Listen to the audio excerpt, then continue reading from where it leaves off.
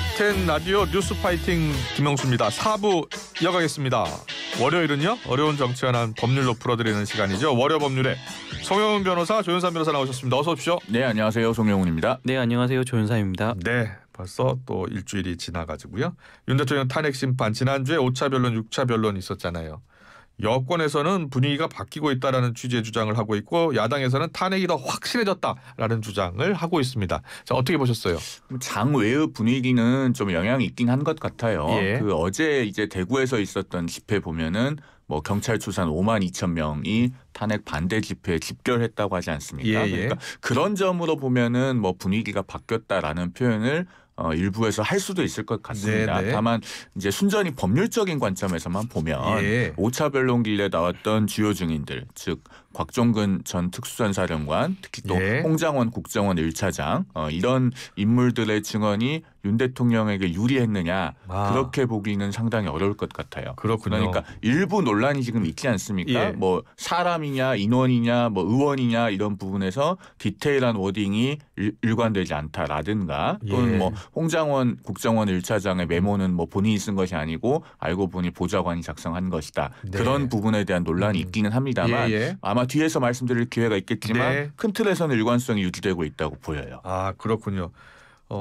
그렇다면은 6차 변론, 7차 변론, 7차 변론, 8차 변론에서는 무엇이 쟁점이 될까요?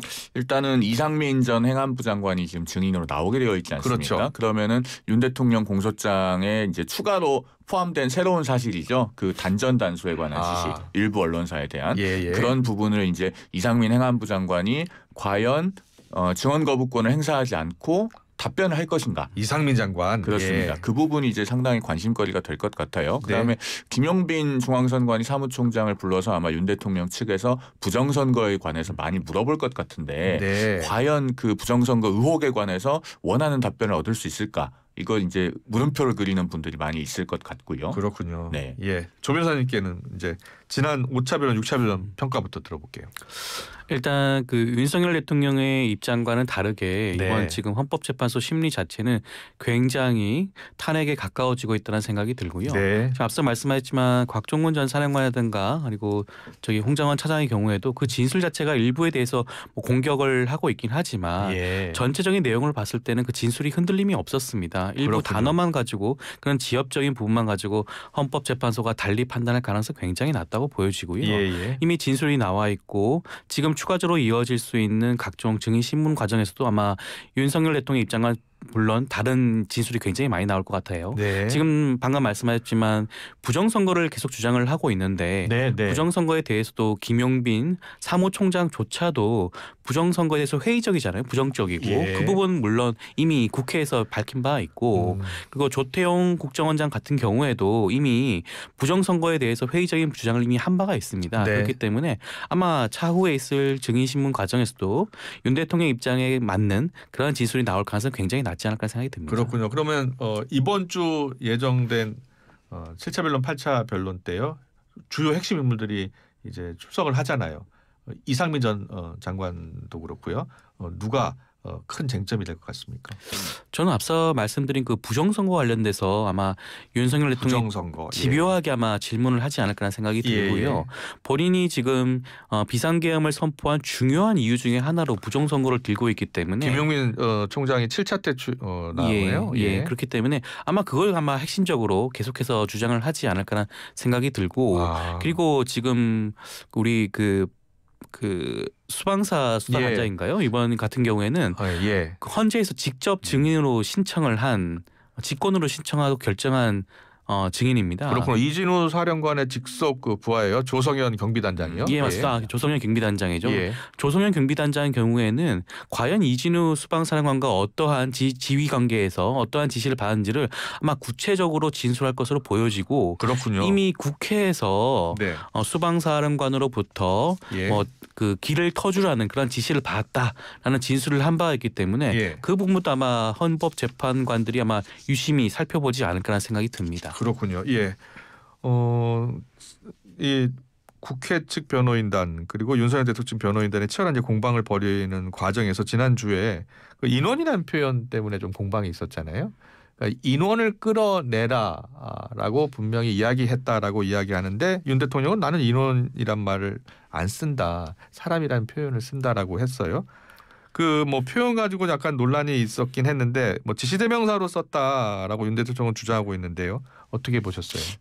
누가 봐도 썩 자연스럽지가 않죠. 자연스럽지가 않았다. 예, 그러니까 뭐 우리 언론에서 그 예. 인원이라고 하는 표현을 안 쓴다고 윤 대통령이 직접 말씀을 하시니까 예. 그 뒤에 이어지는 변론에서 인원이라는 표현을 사용한 영상, 네. 또 과거의 연설 등에서 인원이라고 하는 표현이 사용된 영상 이런 거 찾아서 다 보도를 하고 있지 않습니까? 예. 그래서 제가 우리 YTN에서도 말씀을 드린 적이 있습니다만 원래 이런 그 징계 절차적인 성격이 있는 탄핵 심판이나 네. 또 형사소송에서도 마찬가지로 피청구인이나 피고인이 법정에서 말을 많이 하는 것이 본인에게 결코 유리하지 않습니다. 이건 윤 대통령에게 국한해서 말씀드리는 것이 아니라 사실 대부분의 피고인이나 피청구인에게 공통적으로 적용될 수 있는 얘기입니다. 많은 법률가들이 공감하고 있을 거고요. 그래서 지금부터라도 윤 대통령의 대리인단은 윤 대통령께서 가급적이면 법정에서 말을 많이 하지 마시고 네. 헌법재판소에 출석을 해서 그 심판 절차에 대한 존중 또 헌법재판관에 대한 존중은 보이되 가급적 발언을 최소화하는 전략을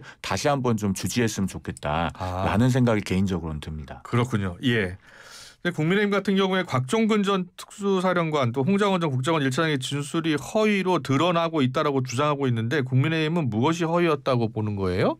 그러니까 이제 그 처음에는 김병주 의원의 유튜브에 작년 12월 6일에 곽종근 전 사령관이 출연해서 발음을 좀 알아듣기 힘든 애매한 얘기를 했었죠. 뭐 인원을 빼내라였는지 뭐 요원을 빼내라 했는지 그것과 관련해서 이제 논란이 있는데 이 부분에 대해서 이제 곽종근 전 사령관의 6차 변론기일 증언을 보니 지금 현재 국민의힘 그 주류에서 보기에는 이 증언의 일관성이 없는 것이 아니냐 지금 이렇게 보는 것 같아요. 그래서 뭐 카드 뉴스도 만들어서 배포를 하고 하던데 용어 사용 때문에 그러는 거예요? 그렇게 보는 것 같습니다. 다만 저는 개인적으로는 이렇게 당 차원에서 어떤 그 증언의 평가에 대해서 다소 올인하는 듯한 모습을 보이는 것은 좀 위험한 측면이 있는 것 같아요. 왜냐하면은 이 증언의 신빙성에 대한 평가 그리고 사실 인정은 종국적으로는 헌법재판소가 하는 겁니다. 헌법재판관들이 하는 건데 그 결정문에 현재 지금 당이 보이고 있는 반응과 전혀 다른 내용으로 사실 인정이 된다라고 하면은 그것은 당이 나중에 주워 담기가 상당히 어렵거든요. 그런 점에서 적당히 이런 부분에 대해서 거리를 두고 리스크 관리를 하고 메시지 관리를 할 필요가 있어 보입니다. 왜냐하면은 저도 이제 논평을 하기 위해서 그 증언 영상들을 쭉 봤는데 앞서도 잠깐 말씀드렸지만 과연 일관성이 근본적으로 흔들리는 것인가에 대해서는 저는 사실 좀 동의하기가 어려워요. 그렇게 보시는군요. 홍장원 전 차장의 진술은 왜 문제 삼고 있는 거예요? 홍장원 전 1차장 같은 경우에는 일단 그 당초에 공개됐던 메모요.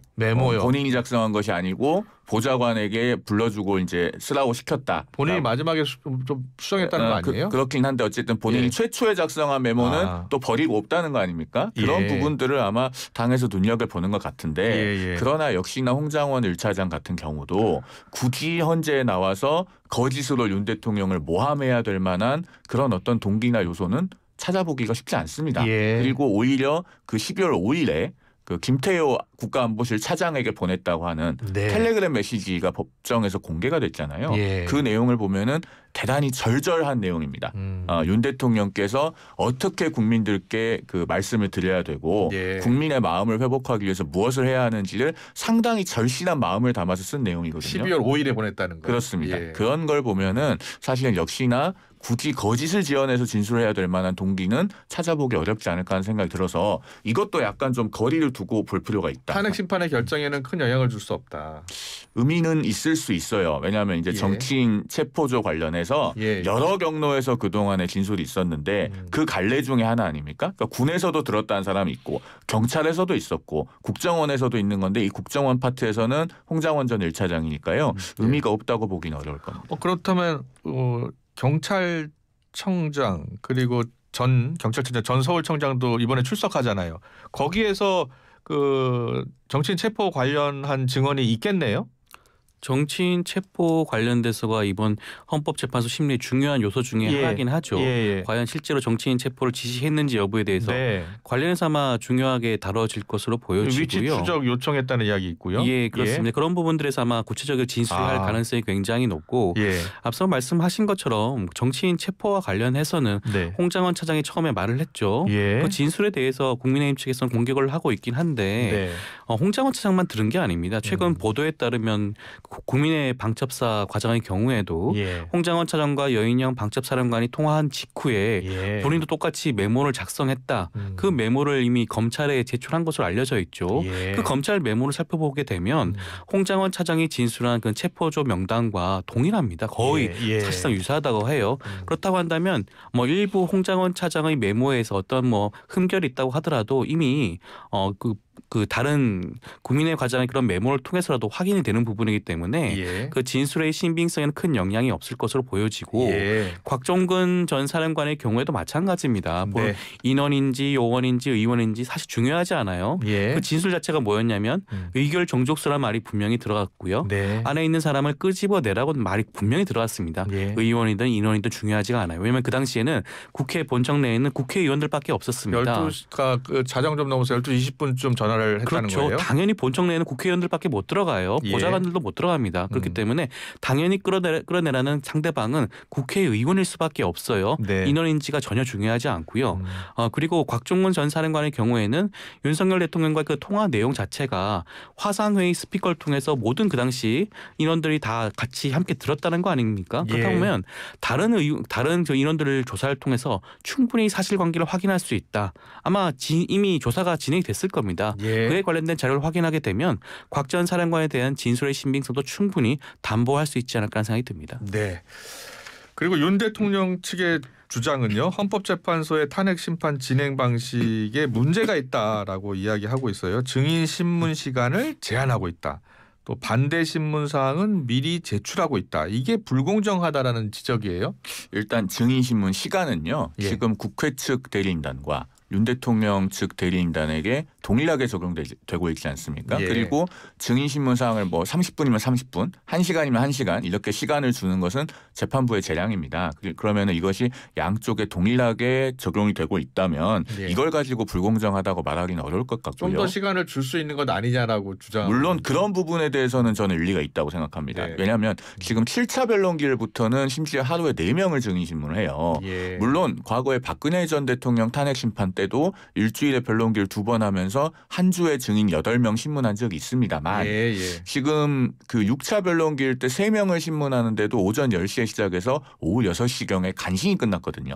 그럼 4명을 하면 아침 10시부터 시작해서 중간중간에 이렇게 정리할 틈도 없이 밤까지 해야 돼요.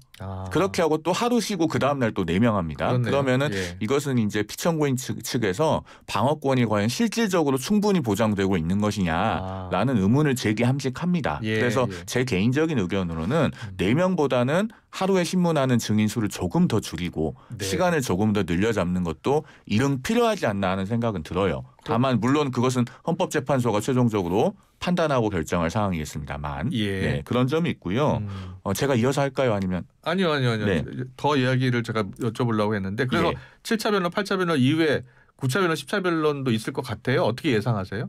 있을 가능성이 높죠. 왜냐하면 지금까지는 이제 증인신문 위주로 진행을 했고 나머지 증거에 대한 증거 조사는 좀 많이 뒤로 밀어놓은 측면이 있습니다. 물론 그 제출된 서증 그러니까 서류로 된 증거들을 그 채택하는지 여부는 중간중간에 계속 결정을 해왔습니다마는 그 실질적인 증거 조사라는 측면에서 적어도 2번 정도의 변론기일은 필요하다는 관측들이 있고 또 그 이후에 정리 변론도 최종적으로 하고 또 윤 대통령의 최종 진술도 듣고 해야 되기 때문에 제 개인적으로는 증인이 추가되지 않는다고 해도 앞으로 서너 기일 정도는 더 있지 않겠는가 싶고 그렇게 보시는군요. 만약에 증인을 추가한다면은 그중에 일부 기일을 할애해서 뭐 2명 정도의 증인을 더 부를 가능성도 있어 보이고요. 알겠습니다. 조 변호사님께서는 그 윤 대통령 측의 진행 방식에 문제 있다는 주장에 대해서는 어떻게 생각하세요? 윤석열 대통령 측은 지금까지 헌재 재판과 관련해서 여러 차례 이의 신청이라든가 회방을 놓았죠. 예. 그 연장선이라고 보여지고요. 증인신문 자체는 민형사 사건 모두 재판장 재량입니다. 예. 윤석열 대통령만 특별하게 이렇게 제한하는 게 아니고요. 네. 재판장이 충분히 결정할 수 있는 사안이라고 할 수가 있겠고요.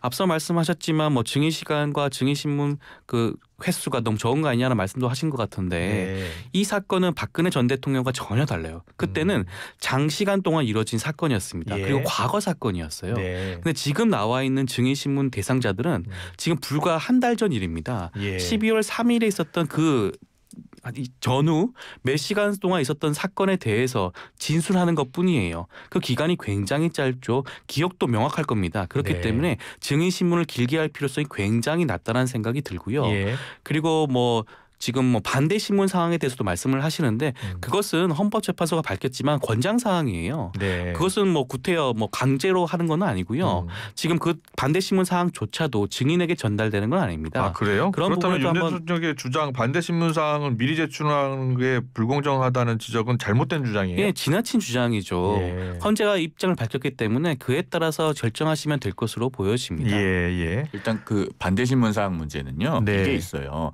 탄핵 심판 절차는 그 절차의 본질에 반하지 않는 범위 내에서 형사소송법이 준용됩니다. 그런데 네. 우리 형사재판 절차에서는요. 증인신문 사항을 법원에 미리 갖다 내는 게 아니고 예. 거의 대부분의 경우에는 법정에서 그 자리에서 줍니다. 아. 그리고 변호인이 반대 신문하기 전에 내 차례가 됐을 때 그때 바로 상대방에게도 주고 예. 뭐 재판부에도 내고 하는 그래요? 거예요. 예, 그렇기 예. 때문에 예. 윤 대통령 측에서는 이걸 전날까지 미리 내라라고 하는 부분을 납득하지 못하는 것 같습니다. 그렇군요. 그런데 뭐가 예. 있냐면요.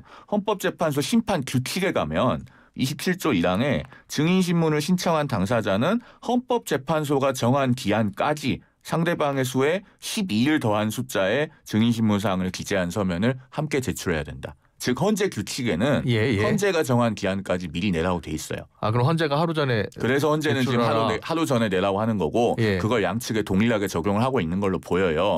다만 이것이 일반적이진 않기 때문에 윤 대통령 측의 변호인으로서는 의문을 가질 법하고 사실 저는 당일에 현장에서 제출하게 해도 진행에 큰 무리는 없지 않을까 하는 생각이 들어서 이 부분에 대해서는 이제 헌재에서 매주 정례 브리핑을 하잖아요. 우리 언론에서 좀 질문을 하고 헌재 공보관은 뭐라고 답하는지 한번 들어봤으면 좋겠다 라는 생각이 개인적으로 듭니다. 아 그렇군요. 예, 그런 측면도 있는 거군요. 예, 알겠습니다. 7차 변론, 8차 변론에 이어서 9차, 10차도 있을 것으로 보세요. 조 변호사님 어떻게 보세요? 박근혜 전 대통령 탄핵 심리의 경우에도 증인신문이 종료되고 난 다음에 한 차례 정도 더 그랬어요? 신문기일, 변론기일을 지정을 했던 사례가 있습니다. 그렇기 때문에 이번에 증인신문이 종료된다고 하더라도 추가적으로 변론기일을 지정할 가능성은 있고요. 그리고 지금 증인으로 신청한 분들 중에 아직 채택되지 않은 분들이 있습니다. 뭐 예를 들면 한덕수 총리의 경우에도 채택 여부가 아직 결정되지 않았기 때문에 만약에 증인으로 채택이 된다고 한다면 추가적인 변론기일이 지정될 가능성이 있지 않을까 하는 생각이 듭니다. 예, 알겠습니다. 지금 이제 헌재의 최종 판단이 이르면 이달 말 그리고 다음 달 중순 이렇게 많이 예상하는 보도가 나오고 있더라고요. 그렇게들 생각하세요? 이달 말은 물리적으로 불가능할 거예요. 왜냐하면 13일까지 지금 8차 변론기일이 예정돼 있지만 그날 바로 변론을 종결하는 것은 현실적으로 불가능하거든요. 그리고 그날 종결한다고 해도 이달 안에 선고를 하려면 보름 안에 결정문 다 써야 되는데 그렇다면 3월 중순이 유력한 겁니까? 제 개인적으로는 3월 20일에서 플러스 마이너스 일주일 정도가 아닐까. 그렇게 보시는군요. 한 3월 13일에서 27일 사이 그 정도가 현실적으로 가능성이 가장 높지 않을까 하고 보고 있긴 합니다. 예, 조 변호사께서는요?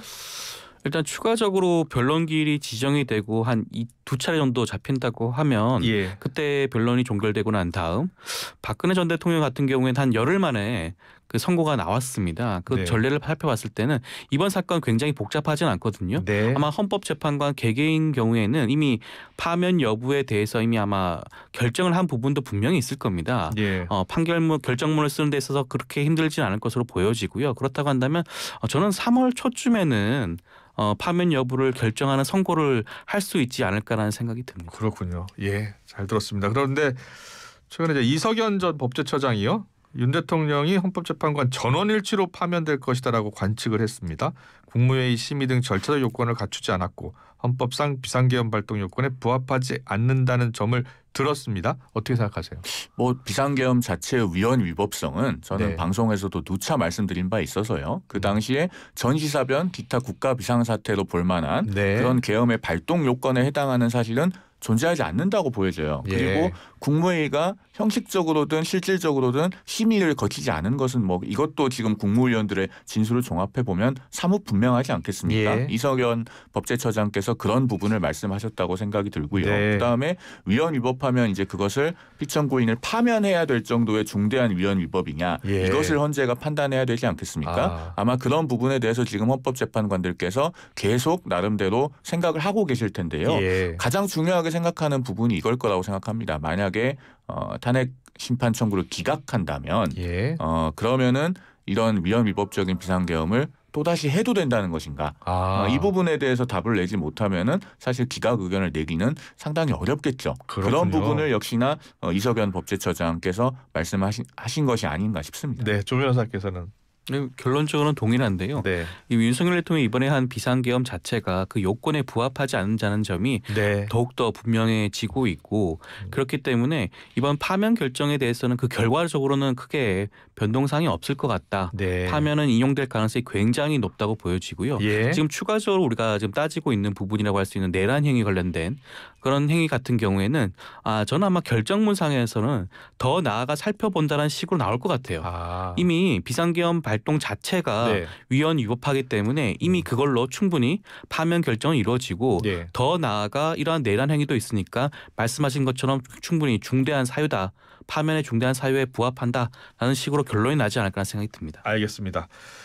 이런 가운데 한국사 강사 전한길 씨요. 광주 집회 제한 방침을 밝힌 강기정 광주시장을 겨냥해서 민주적이지 못하다고 비판을 했어요. 앞서 강 시장은 구구를 위한 공간은 없다. 5.18 광장 사용을 불허할 것이다라고 밝혔거든요. 법적인 근거가 있는 겁니까?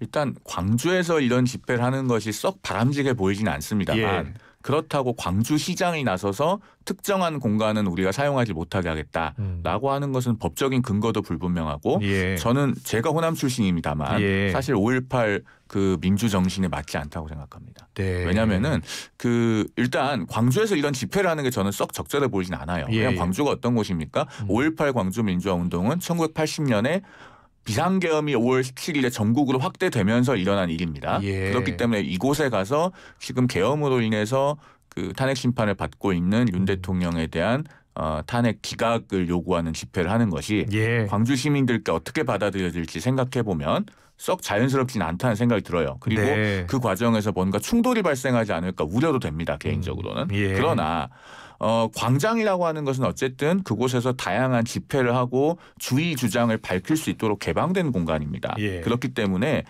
가급적이면 사용을 제한하지 않는 것이 그 취지에 맞고 그리고 사실은 또 사용을 제한하려면 명확한 법적 근거가 있어야 되는데 제가 이 방송에 오기 전에 찾아보니까 광주광역시에는 이 5.18 민주광장에 대해서 특별한 조례는 따로 없는 것 같더라고요. 예. 그러면 이제 공공의 소유로 되어 있는 공유 재산이니까 예. 우리가 뭐 정한 용도에 반하는 그런 사용은 허가하지 않겠다. 그런 의미가 아닌가 보여지는데 이것도 네. 사실 근거가 좀 애매합니다. 그래서 집회라고 하는 것은 기본적으로 허가의 대상이 아니고 신고의 대상이잖아요. 그런 점을 존중해서 이걸 법적으로 막으려고 하지 말고요. 예. 사실 가장 성숙하고 바람직한 태도는 행정의 수장이잖아요. 광주시에서. 예. 그러면 이 집회 주최 측과 대화를 해서 뭐 집회하는 거 좋다. 그런데 여기는 그래도 상징성이 있는 장소 아니냐. 예. 그럼 이곳 말고 다른 데서 하도록 하면 우리가 질서 유지나 이런 부분에서 협조를 해주겠다. 라고 해서 대화 타협을 시도하는 것이 바람직하다고 보여집니다. 네, 조 변호사께서는 어떤 생각이세요? 앞서 말씀 다 하셨지만 네. 법적 근거가 명확하지는 않습니다. 지자체장의 경우에는 광장 같은 경우에는 사용 승인을 할 수 있는 권한이 있긴 한데 그렇다고 하더라도 그 요건이 굉장히 제한적이긴 하거든요. 네. 공공의 안녕을 위협한다든가 뭐 그런 정도의 사정이 있어야 되는데 그런 사정이 없다고 한다면 예. 광장 사용은 승인을 허가를 해야겠죠. 그렇지만 저는 문제가 구태여 외 5.18 민주광장에서 이런 일명 극우 집회와 같은 것을 해야 되는가에 대한 의문점을 좀 제기하고 싶은 거예요. 예. 그분들 같은 경우에는 집회할 수 있습니다. 구태여 5.18 민주광장 말고 다른 공간 많아요. 예. 다른 공간에서 충분히 할 수 있음에도 불구하고 꼭 집어서 5.18 민주광장에서 해야 한다는 자체가 이러한 논란과 분란을 야기시키고 있는 게 아닌가 싶고 그것 자체가 아마 이분들이 의도했던 것으로 보여집니다. 그렇기 때문에 그분들이 스스로 이번 집회 장소를 변경하는 조치를 취하는 게 온당치 않나라는 생각이 듭니다. 네, 두 분의 생각을 잘 들었고요. 이재명 대표가 오늘 국회 연설에서 국회의원을 국민투표로 파면할 수 있는 국민소환제 도입 제안을 검토하고 있는 것으로 전해졌는데 여기에 대해서는 어떤 생각이세요? 진짜로 할까요?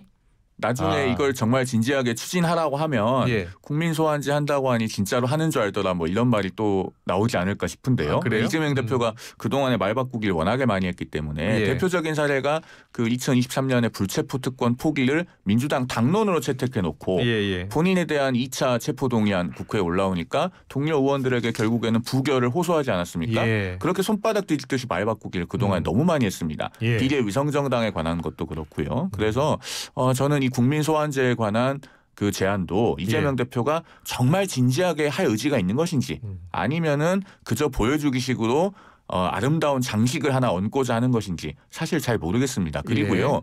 이 국민 소환제는 하려면 헌법을 개정해야 돼요. 다수의 헌법학자들은 이걸 법률로만 할 수가 없고 헌법 개정 사항이라고 봅니다. 그러면은 이재명 대표에게 이제 따라붙어야 될 질문은 국민 소환제 한다고 했는데 그러면 개헌도 하실 겁니까? 그러면 개헌하면서 국민 소환제 하나만 할 겁니까? 아니면 권력 구조나 다른 것들도 포함해서 폭넓은 개헌을 할 겁니까? 이런 질문을 우리 언론에서 물어야 됩니다. 여기에 대한 답을 보면은 이재명 대표의 진정성 여부도 어느 정도 드러날 것이다. 그렇게 생각합니다. 국민 소환제가 개헌 사항이었습니까? 헌법에 국회의원의 임기가 4년으로 정해져 있기 때문에 그렇군요. 그래서 그 개헌 사안이라고 주장하시는 분들이 많으시긴 하죠. 그렇긴 한데 앞서 말씀하신 것 중에 제가 좀 말씀을 드리고 싶은 거는 이재명 대표의 말 바꾸기라는 말씀을 하셨는데 과거 불체포 특권과 관련해서는 그 당시에는 야당 탄압이었습니다. 야당 탄압이기 때문에 예외적으로 그런 말씀을 하셨다고 좀 받아들였으면 좋겠고요. 그리고 국민 소환제는 이재명 대표가 지난 대선에서도 말했던 내용이었고요. 그리고 과거 문재인 대통령도 개헌안으로서 국민 소환제를 발표했던 적이 있습니다. 민주당에서는 과거부터 관련했던 주장을 계속해왔던 부분이고요. 그런데 이게 추진이 안 됐던 이유는 어디에 있어요? 여러 가지 문제점이 많았죠. 개헌안이었기 때문에 헌법 개정이 이루어지지 않았기 때문에 국회의원들 입장에서는 좀 부담이 되겠는데요? 물론 부담이죠. 국민 소환제가 자칫 잘못하게 되면 요건을 강하게 만들었을 경우에는 사실상 무용지물이 되는 거고요. 요건을 낮게 했을 때는 뭐 일부 인사들을 중심으로 해서 국회의원을 소환해버리는 그런 일이 표결을 통해서 그렇죠. 혹시라도 그런 일이 발생할 수 있기 때문에 아마 이건 좀 중요한 부분들을 아마 잘 조율해서 결정해야 될 부분이 분명히 있을 겁니다. 먼저 마지막으로는 국민투표를 거쳐야 되는 거잖아요. 그렇죠. 국민투표로 파면할 수 있다. 국민소환제 도입 제안 오늘 검토할 예정인 것으로 전해지고 있는데 실제로 오늘 이재명 대표가 국회 교섭단체 대표 연설에서 어떤 이야기를 할지 지켜보겠습니다. 어려운 정치 현안 법률로 풀어드리는 월요 법률에 여기서 마무리하겠습니다. 송영훈, 조현삼 변호사와 함께했습니다. 잘 들었습니다. 감사합니다. 감사합니다.